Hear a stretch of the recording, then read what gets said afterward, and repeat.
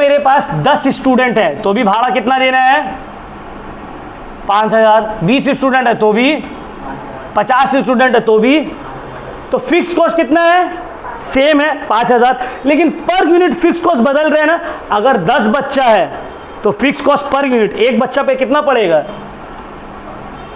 500 रुपया करके, है ना। अगर 20 बच्चा है तो एक बच्चे पे कितना पड़ेगा?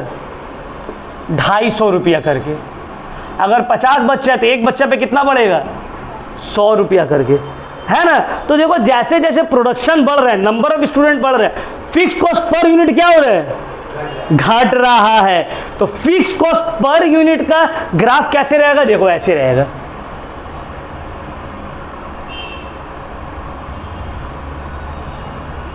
इसका करीब आ जाएगा लेकिन कभी जीरो। ये किसका कर्व है? Fix cost per unit. जैसे जैसे प्रोडक्शन बढ़ रहा है फिक्स कॉस्ट पर यूनिट घट रहा है। फिक्स कॉस्ट सेम है, per unit fix cost. Clear? आज हम लोग का क्लास 11 वेस्ट बंगाल बोर्ड का कॉस्ट एंड टैक्स का क्लास है और आज हम लोग कॉस्टिंग का, कॉस्ट का यूनिट 2 का पहला चैप्टर क्लासिफिकेशन ऑफ कॉस्ट करने वाले हैं। यूनिट 2 का जो फर्स्ट चैप्टर है कॉस्ट में, क्लासिफिकेशन ऑफ कॉस्ट, उसको हम लोग कंप्लीट करने वाले हैं। इससे पहले हम लोग पूरा चैप्टर कंप्लीट, यूनिट 1 का इंट्रोडक्शन वाला चैप्टर कंप्लीट कर लिए। तो सबसे पहले स्टार्ट होगा, what do you mean by cost? Cost का मतलब क्या होता है? Cost means the expenses incurred in producing something. कोई भी सामान को बनाने का या प्रोड्यूस करने का जो एक्सपेंसेस होता है उसको हम लोग क्या बोलते हैं? कॉस्ट। ठीक है। और कॉस्टिंग का मतलब क्या होता है? Costing means to find out the cost. ये सब ऑलरेडी इंट्रोडक्शन वाला चैप्टर में हम डिस्कस तुम लोग से किए। कॉस्ट का क्या मतलब है, कॉस्टिंग का क्या मतलब है। यहां पे हम लोग मीनिंग नहीं पढ़ेंगे कॉस्ट का, क्लासिफिकेशन ऑफ कॉस्ट पढ़ेंगे। कॉस्ट को कितना पार्ट्स में क्लासिफाई किया जा सकता है। देखो सबसे पहले ये बात को समझना है, हम अगर कोई भी चीज को क्लासिफाई कर रहे हैं तो पहले हमको ये जानना होगा कि हम कौन सा बेसिस पे क्लासिफाई कर रहे हैं। बेसिस ऑफ क्लासिफिकेशन क्या है? जैसे कि फॉर एग्जांपल हम तुम लोगों को बोले कुछ जो है यहाँ पे खड़े हो जाओ, कुछ यहाँ पे खड़े हो जाओ, तो हम लोग बोलेंगे तो तुम लोग अपने मर्जी से हो जाओगे। फिर हम बोलेंगे अरे तुम वहाँ क्यों चले गए, लड़का को यहाँ जाना है, लड़की को यहाँ जाना है। तो यहाँ पे हम जो क्लासिफाई किए कौन से बेसिस पे किए? जेंडर, लड़का और लड़की। या फिर हम बोल सकते हैं कि जो जो साइंस वाला है यहाँ आ जाओ, कॉमर्स वाला यहाँ चले जाओ। तो ये कौन से बेसिस पे हम क्लासिफाई किए? Subject, science and commerce. तो एक बेसिस होता है क्लासिफिकेशन का जिसके बेसिस पे हम लोग डिवाइड करते हैं चीजों को। समझ में आ रहा बात? उसी तरह कॉस्ट को जो बांटेंगे तो कौन सा बेसिस पे बांटेंगे? तो कॉस्ट का अलग अलग बेसिस है जिसके बेसिस पे कॉस्ट को बांटा जा सकता है। अभी हम पूरा बोर्ड में लिखेंगे, आप लोगों को देखना है, उसके बाद एक्सप्लेन करेंगे। तो सबसे पहला है basis of classification, basis of classification of cost. कौन सा बेसिस पे होगा? अलग अलग बेसिस, बहुत सारा बेसिस है। सबसे पहला है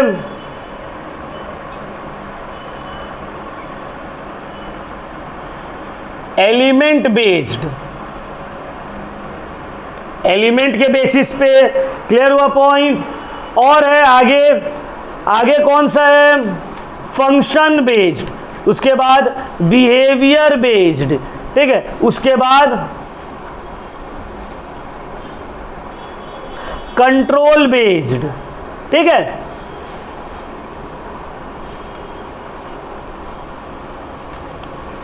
एक है एलिमेंट बेस्ड, फिर आता है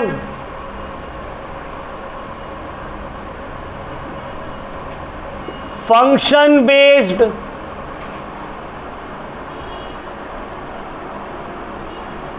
नेक्स्ट है तुम्हारा बिहेवियर बेस्ड या बिहेवियर वाइज,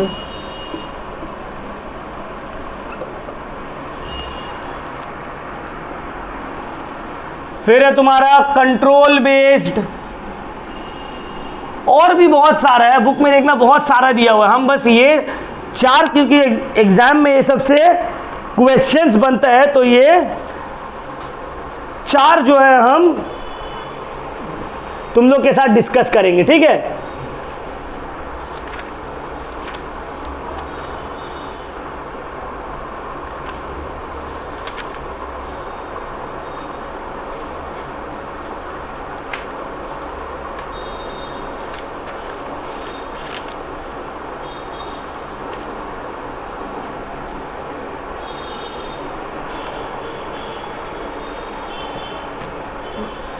देखो, अगर हम एलिमेंट बेस्ड कॉस्ट को क्लासिफाई करें, अगर हम एलिमेंट बेस्ड कॉस्ट को क्लासिफाई करेंगे, एलिमेंट बेस्ड कॉस्ट को क्लासिफाई करेंगे तो कॉस्ट 3 कैटेगरी में क्लासिफाई होगा। एलिमेंट बेस्ड कॉस्ट कितना कैटेगरी में क्लासिफाई होगा? कौन कौन सा है? मटेरियल कॉस्ट, लेबर कॉस्ट,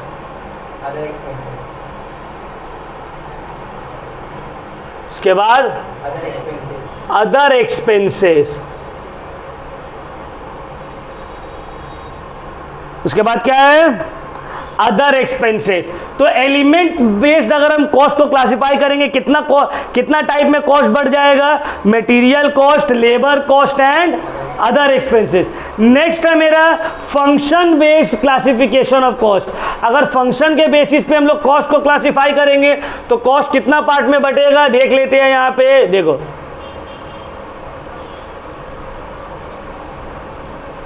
पहला मैन्युफैक्चरिंग, तो उसको बोलते हैं वर्क कॉस्ट, शॉर्ट में बोलेंगे फैक्ट्री और work cost, factory slash work cost, ठीक है। उसके बाद एडमिनिस्ट्रेशन कॉस्ट,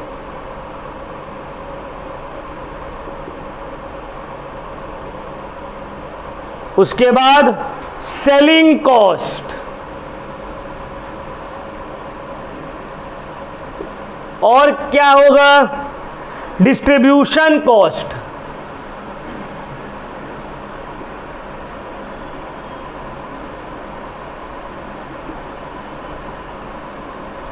और क्या है इसका?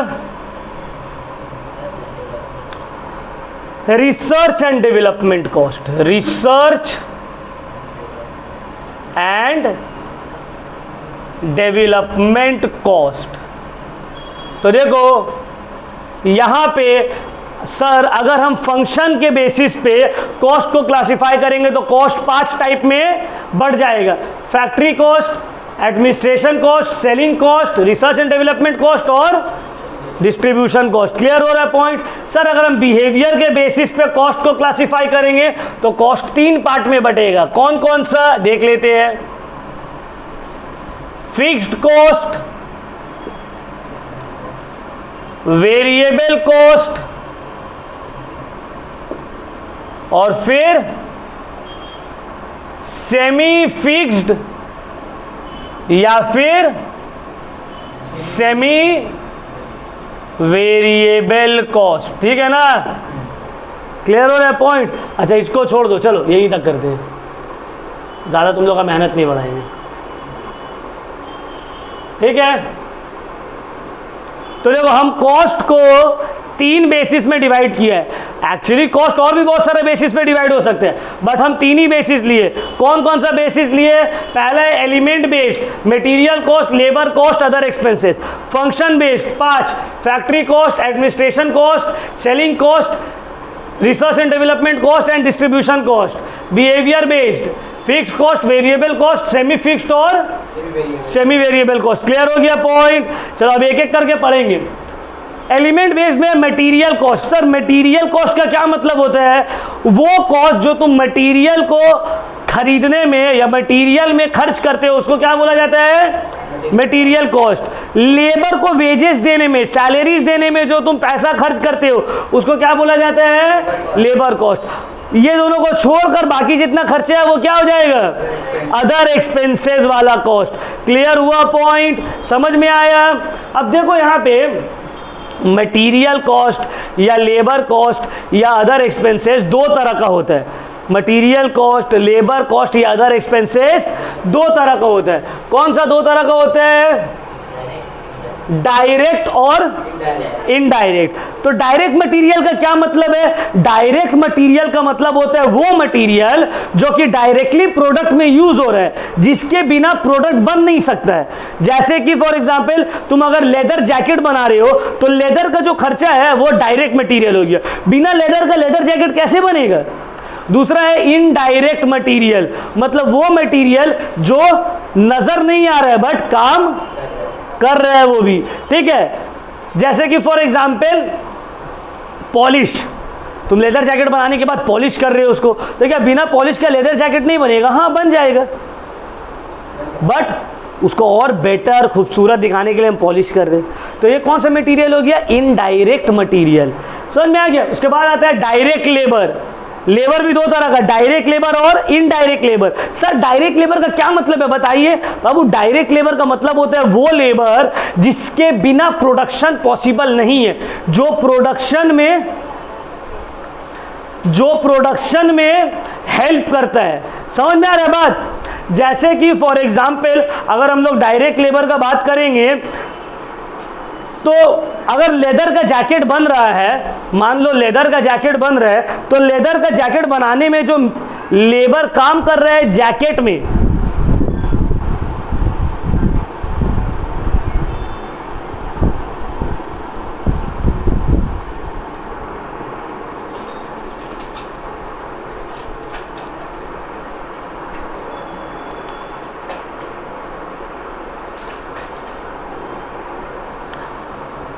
लेदर का जैकेट बनाने में जो लेबर काम कर रहा है, स्टिचिंग कर रहा है, कटिंग कर रहा है, वो डायरेक्टली प्रोडक्शन में पार्ट ले रहा है ना, तो उसका जो खर्च है, उसका जो वेजेस है वो होगा डायरेक्ट लेबर।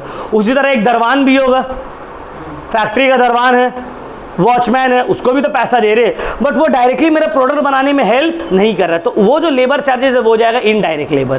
क्लियर हो रहा है पॉइंट? उसी तरह आता है indirect other expenses and direct other expenses. Direct expenses मतलब जैसे कि कैरेज इनवर्ड, रॉ मटेरियल खरीद के लाएंगे नहीं तो बनाएंगे कैसे, ये हो गया डायरेक्ट एक्सपेंस। इनडायरेक्ट एक्सपेंस क्या हो गया? जैसे कि फॉर एग्जांपल एडवर्टीजमेंट का खर्चा हो गया, ट्रैवलिंग एक्सपेंसेस हो गया, ये सब क्या हो गया? Indirect expenses. क्लियर हुआ पॉइंट? समझ में आया? याद रखना है एलिमेंट बेस्ड, इसी के ऊपर आगे हम लोग चैप्टर करेंगे अभी। क्लियर? इसके बाद आता है फंक्शन बेस्ड। अगर फंक्शन बेस्ड आप कॉस्ट को क्लासिफाई करिएगा तो कॉस्ट 5 कैटेगरी में बढ़ जाएगा: फैक्ट्री कॉस्ट या work cost, administration cost, selling cost, distribution cost and research and development cost. अब देखो फैक्ट्री कॉस्ट या वर्क कॉस्ट का मतलब क्या है? फैक्ट्री में होने वाला जो खर्च है उसको हम लोग क्या बोलते हैं? फैक्ट्री का डेप्रिसिएशन, फैक्ट्री का रेंट, फैक्ट्री का इलेक्ट्रिसिटी बिल, नाम ही से क्या, फैक्ट्री का कॉस्ट। एडमिनिस्ट्रेशन कॉस्ट, एडमिनिस्ट्रेशन का एक और नाम है ऑफिस एंड एडमिनिस्ट्रेशन कॉस्ट, मतलब ऑफिस का खर्चा, बिजनेस चलाने का जो खर्चा है, ऑफिस का रेंट, मैनेजर का सैलरी, ऑफिस का इलेक्ट्रिसिटी बिल, स्टेशनरी का खर्चा, एडमिनिस्ट्रेशन कॉस्ट।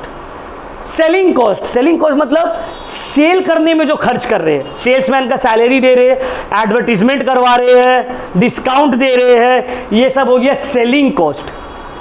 उसके बाद है डिस्ट्रीब्यूशन कॉस्ट, सामान को अलग अलग जगह पहुंचाने का जो खर्च है उसको बोलते हैं डिस्ट्रीब्यूशन कॉस्ट। जैसे कि ड्राइवर का सैलरी, मोटर वैन का डेप्रिसिएशन, व्हीकल का पेट्रोल डीजल चार्जेस, ये सब क्या हो गया मेरा डिस्ट्रीब्यूशन कॉस्ट, सामान को बांटने का खर्च। और लास्ट आता है रिसर्च एंड डेवलपमेंट कॉस्ट, मतलब प्रोडक्ट में कुछ अच्छा करने के लिए, रिसर्च करने के लिए और बेटर बनाने के लिए जो कॉस्ट इनकर किया जा रहा है उसको बोला जाता है रिसर्च एंड। सब का मीनिंग और 2-3 एग्जाम्पल ध्यान में रखने हैं। अब आते हैं हम लोग बिहेवियर बेस्ड। देखो ये बहुत इंपॉर्टेंट है। On the basis of behaviour cost can be classified into 2 fixed cost, sorry 3 fixed cost, variable cost and semi fixed और semi variable cost. Fixed cost का मतलब होता है वो कॉस्ट जो फिक्स्ड रहता है up to a certain level of production. जैसे कि फॉर एग्जांपल मान लो ये मेरा रूम है 200 स्क्वायर फीट का, अब इसमें इसका रेंट है मान लो 5000, अब हम इसमें 2 बच्चों को पढ़ाएं, 5 बच्चों को पढ़ाएं, 10 बच्चों को पढ़ाएं, रेंट हमसे भाड़ी वाला कितना है उतना ही लेगा, तो ये क्या हो गया फिक्स्ड कॉस्ट। नेक्स्ट है वेरिएबल कॉस्ट। अब जो बच्चा आता है हम सबको वेलकम किट देते हैं, फॉर एग्जाम्पल मान लो, तो ये मेरा क्या हो गया वेरिएबल कॉस्ट। अगर ज़्यादा बच्चा आएगा तो ज़्यादा वेलकम किट देंगे, ज़्यादा पैसा खर्चा होगा, कम आएगा तो कम देंगे। नेक्स्ट है सेमी फिक्स्ड और सेमी वेरिएबल कॉस्ट, मतलब वो कॉस्ट जो ना ही फिक्स्ड है और ना ही वेरिएबल है पूरा तरीका से, आधा फिक्स्ड और आधा वेरिएबल। जैसे कि इलेक्ट्रिसिटी बिल, तुम ज़्यादा यूज़ करोगे ज़्यादा बिल आएगा, कम यूज़ करोगे कम बिल आएगा, बट नहीं यूज़ करोगे तो क्या बिल नहीं आएगा, फिर भी आएगा बिल, कुछ अमाउंट आएगा। तो इसको बोलते हैं सेमी फिक्स्ड और सेमी वेरिएबल कॉस्ट। देखो हम सब का तुम लोग को मीनिंग बता दिए, एग्जाम्पल बता दिए, बहुत काम आने वाले हैं कॉस्ट शीट वाला चैप्टर में। क्लियर हुआ पॉइंट? चलो अब हम लोग आगे बढ़ते हैं। अब देखो कुछ पॉइंट्स को तुम लोग को हम बता रहे हैं, उसको याद रखना है, ठीक है, कॉपी में भी लिखवाइए उसको। क्या पॉइंट्स है? पहला point, fixed cost remains fixed up to a certain level even when the production increases or decreases। Fixed cost जो है वो up to a certain level तक फिक्स्ड रहता है, चाहे प्रोडक्शन बढ़े या घटे। Variable cost increases as the production increases and decreases as the production decreases. और जब जीरो हो जाएगा प्रोडक्शन तो वेरिएबल कॉस्ट भी जीरो हो जाएगा। क्लियर हो रहा है पॉइंट? सेमी वेरिएबल कॉस्ट और सेमी फिक्स्ड कॉस्ट इंक्रीजेज और decreases as the production increases और decreases, but even when the production is zero semi variable और semi fixed cost is not zero. Production अगर zero भी है तो भी semi fixed cost या सेमी वेरिएबल कॉस्ट जीरो नहीं होगा। तो अगर हम ग्राफ का बात कर ले, सर ग्राफ दिखने में कैसे लगेगा? देखो बाबू, फिक्स्ड कॉस्ट का जो ग्राफ है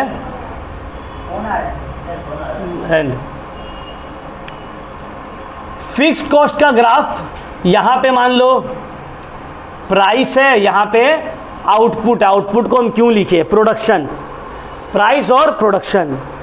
तो प्रोडक्शन बढ़े या घटे, प्राइस फिक्स्ड, ये हो गया फिक्स्ड कॉस्ट। समझ में आ रहा है बात? अब हम लोग आते हैं यहां पे वेरिएबल कॉस्ट, यहां पे प्राइस, यहां पे आउटपुट। देखो वेरिएबल कॉस्ट जीरो से स्टार्ट होगा एकदम और ऐसे रहेगा वेरिएबल कॉस्ट, मतलब जैसे जैसे प्रोडक्शन बढ़ रहा यहां प्राइस भी यहां बढ़ रहा है ना, और इक्वल प्रोपोर्शन में। अब आता है सेमी फिक्स्ड या सेमी वेरिएबल कॉस्ट। देखो सेमी फिक्स्ड या सेमी वेरिएबल कॉस्ट, यहां प्राइस, यहां पे क्वांटिटी, कभी जीरो नहीं रहेगा, और जैसे जैसे प्रोडक्शन बढ़ेगा बढ़ते रहेगा। इसको क्या बोलते हैं हम लोग? सेमी वेरिएबल कॉस्ट या सेमी फिक्स्ड। क्लियर हुआ? ये तीनों ग्राफ देखकर कुछ समझ में आया? ये सब क्या था? ये था अलग अलग कंडीशन, ठीक है, अलग अलग कंडीशन ग्राफ का। अब देखो ये तो है फिक्स्ड कॉस्ट, टोटल का बात हो रहा है, total fixed cost, total variable cost, total semi fixed cost या total semi variable cost. Per unit variable cost का क्या होगा सर?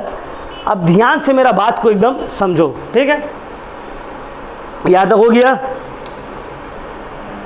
फिक्स्ड कॉस्ट टोटल तो फिक्स्ड रहेगा, लेकिन पर यूनिट फिक्स्ड कॉस्ट जैसे जैसे प्रोडक्शन बढ़ेगा वो घटते रहेगा। ये कैसे सर? समझ में नहीं आया। अब देखो ध्यान से समझो, मेरा भाड़ा है 5,000 रुपया रेंट, और हम ये स्टूडेंट लोग में बांट दे रहे हैं, स्टूडेंट लोग में बांट रहे, भाई तुम लोग का फीस से हमको भाड़ा देना है। अगर मेरे पास 10 स्टूडेंट है तो भी भाड़ा कितना देना है? 5,000। 20 स्टूडेंट है तो भी, 50 स्टूडेंट है तो भी, तो फिक्स कॉस्ट कितना है? सेम है 5,000, लेकिन पर यूनिट फिक्स कॉस्ट बदल रहे हैं ना। अगर 10 बच्चा है तो फिक्स कॉस्ट पर यूनिट एक बच्चा पे कितना पड़ेगा? 500 रुपया करके, है ना। अगर 20 बच्चा है तो एक बच्चे पे कितना पड़ेगा? 250 रुपया करके। अगर 50 बच्चा है तो एक बच्चा पे कितना पड़ेगा? 100 रुपया करके, है ना। तो देखो जैसे जैसे प्रोडक्शन बढ़ रहा है, नंबर ऑफ स्टूडेंट बढ़ रहे हैं, फिक्स कॉस्ट पर यूनिट क्या हो रहा है? घट रहा है। तो फिक्स कॉस्ट पर यूनिट का ग्राफ कैसे रहेगा? देखो ऐसे रहेगा।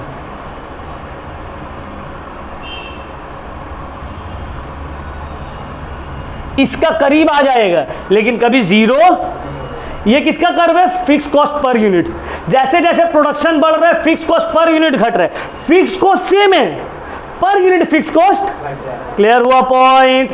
अच्छा, अब अगर इसी का हम एग्जांपल लेके वेरिएबल कॉस्ट तुम लोग को समझाने का कोशिश करते हैं। हम बोले भाई मेरा जितना स्टूडेंट आएगा उसको हम वेलकम गिफ्ट देंगे। वेलकम गिफ्ट में क्या देंगे? एक तो मान लो कैलकुलेटर दे देते हैं, एक तो जो है एग्जाम बोर्ड दे देंगे, 4-5 तो पेन वेन दे देंगे। मिला जुला के मेरा 100 रुपये का खर्चा आ रहा है, 200 रुपये का खर्चा आ रहा है एक स्टूडेंट पे। तो अगर मेरा नंबर ऑफ स्टूडेंट एक पे कितना खर्चा हो रहा है? 200। नंबर ऑफ स्टूडेंट 10 है तो टोटल वेरिएबल कॉस्ट कितना हो जाएगा? 2000। नंबर ऑफ स्टूडेंट 20 है तो टोटल वेरिएबल कॉस्ट कितना हो जाएगा? 4000। नंबर ऑफ स्टूडेंट 50 है तो टोटल वेरिएबल कॉस्ट कितना हो जाएगा? 10,000। मतलब जैसे जैसे प्रोडक्शन बढ़ा टोटल वेरिएबल कॉस्ट बढ़ रहा है। यहां पे वही लिखा है, देखो बाबू टोटल वेरिएबल कॉस्ट बढ़ रहा है, बट पर यूनिट वेरिएबल कॉस्ट एक बच्चे के पीछे कितना खर्चा हो रहा है? चाहे हम 10 बच्चों को दे, 20 बच्चों को दे या 30 बच्चों को दे, पर यूनिट वेरिएबल कॉस्ट क्या है? 200 ही है, सेम है, वो बढ़ रहा घट रहा नहीं। तो पर यूनिट वेरिएबल कॉस्ट का कर्व होगा ऐसा, एकदम फिक्स्ड। समझ में आ रहा है बात? क्लियर हुआ point? Variable cost, total variable cost ऐसे रहेगा, प्रोडक्शन बढ़ रहा है तो टोटल वेरिएबल कॉस्ट बढ़ रहा है, बट पर यूनिट वेरिएबल कॉस्ट, ये जो बताए हैं बाबू ये दोनों बहुत इंपॉर्टेंट है, एग्जाम में एकदम आता है। Total fix cost per unit fix cost, total variable cost per unit variable cost, graph के साथ इसको समझना है, लॉजिक के साथ। क्लियर हुआ पॉइंट? समझ में आ गया? कामरान कुछ पूछना है? ठीक है ना? आ सकते हैं ग्राफ बनाना एग्जाम में भी, या तुमको ग्राफ बना के दे दे, बोले बताओ क्या है, ये किसका ग्राफ है, इसमें से कौन सा ग्राफ जो है फिक्स कॉस्ट पर यूनिट वाला है, कौन सा ग्राफ जो है टोटल वेरिएबल कॉस्ट वाला है, पर यूनिट वेरिएबल कॉस्ट वाला है। समझ में आ सकते हैं? अब देखो कुछ फॉर्मूला हम लिख रहे हैं बाबू, वो सब फॉर्मूला को थोड़ा याद कर लेना। जनरली ये चैप्टर से सम्स नहीं आता है 11 में, फिर भी थोड़ा याद रखना है। देखो टोटल कॉस्ट का क्या फॉर्मूला है? टोटल कॉस्ट होगा total fix cost plus total variable cost. Average cost का क्या फॉर्मूला है? Total cost divided by output. Short में लिख रहे हैं, ठीक है? Total cost divided by output. Sir average fix cost का क्या फॉर्मूला है? Total fix cost divided by output. Sir average variable cost का क्या फॉर्मूला है? Total variable cost divided by output. Sir average cost एक और तरीके से निकल सकता है क्या? हाँ, एक और तरीका से निकल सकता है बाबू। Average fix cost plus average variable cost भी कर देंगे तो भी एवरेज कॉस्ट निकल जाएगा। Total cost total fix cost plus total variable cost, average cost average fix cost plus. तो देखो ये एक फॉर्मूला से 3 फॉर्मूला बन गया, ये एक फॉर्मूला से 3 फॉर्मूला बन गया। कैसे सर? अगर तुमसे पूछे टोटल वेरिएबल कॉस्ट निकालो और ये दोनों दिया हुआ है तो निकल जाएगा। हम लोग मैथ्स किए है ना, इधर करके लेफ्ट राइट करके बस वैसे निकल जाएगा। तो इतना फॉर्मूला को कम से कम आपको याद रखना है। ये एवरेज फिक्स कॉस्ट का मतलब क्या है? पर यूनिट कॉस्ट निकाल रहे हैं। समझ में आ रहा है? पर यूनिट वेरिएबल कॉस्ट निकाल रहे हैं, पर यूनिट टोटल कॉस्ट निकाल रहे हैं। एवरेज मतलब क्या? Per unit. Clear point? समझ में आ गया? कोई डाउट नहीं है ये चैप्टर में? और चलो ये चैप्टर को अच्छे से रिवाइज कर लेना, पढ़ लेना। नेक्स्ट क्लास में इंशाल्लाह हम लोग कॉस्ट शीट स्टार्ट करेंगे।